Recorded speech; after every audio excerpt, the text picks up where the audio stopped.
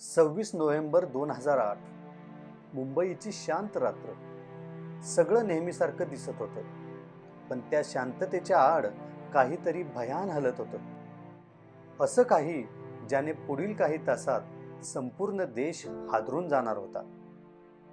समुद्राच्या गडद पाण्यात एक बोट इंजिन बंद करून मुंबईकडे सरकत होती. त्या बोटीवर कोण होते? पर्यटक की खलाशी? नाही, त्यात येत होतं अंधाराचं टोळकं, आणि त्याचं एकच उद्दिष्ट, मुंबईला रक्तरंजित करणं. रात्र वाढत होती. गेटवे ऑफ इंडियाच्या आसपास पर्यटकांची गर्दी होती. नावाजलेल्या कॅफेमध्ये नेहमीचीच लगबग सुरू होती, आणि त्याच वेळी कोलाब्याच्या किनाऱ्यावर अनोळखी चेहरे शांतपणे उतरले. त्यांच्या हातातील बॅगांमध्ये कपडे नव्हते, त्यात दडलेलं होतं विनाशाचं संपूर्ण सामर्थ्य. अचानक लिओपोल्ड कॅफेमध्ये गोळ्यांचा भडीमार सुरू झाला.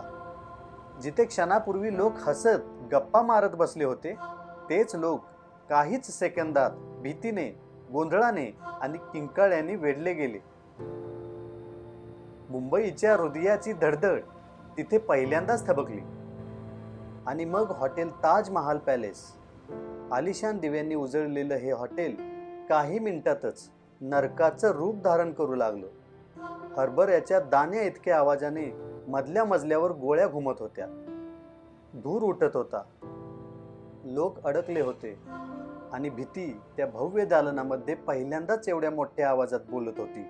या सगळ्यात पहिली भिंत बनली ते म्हणजे मुंबई पोलीस.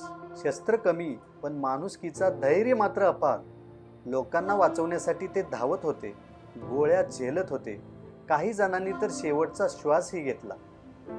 आणि मग मुंबईत उतरले NSG कमांडो. काळे कपडे, शांत पावलं, पण मनात अथांग तयारी. त्यांनी ताजमध्ये प्रवेश केला.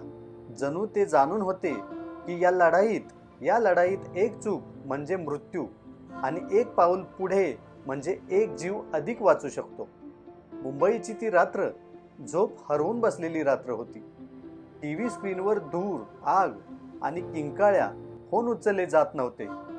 लोकांच्या मनात एकच प्रश्न, आपले लोक कुठे आहेत? ते शोधणे, ती वाट पाहणे, तो क्षण आजही विसरणं कठीण आहे.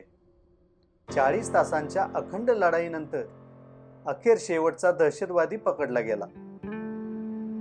ताजच्या जळलेल्या खिडक्यातून उठणारा धूर हळूहळू शांत होत गेला, पण मुंबईच्या जखमा आजही शांत झालेले नाहीत.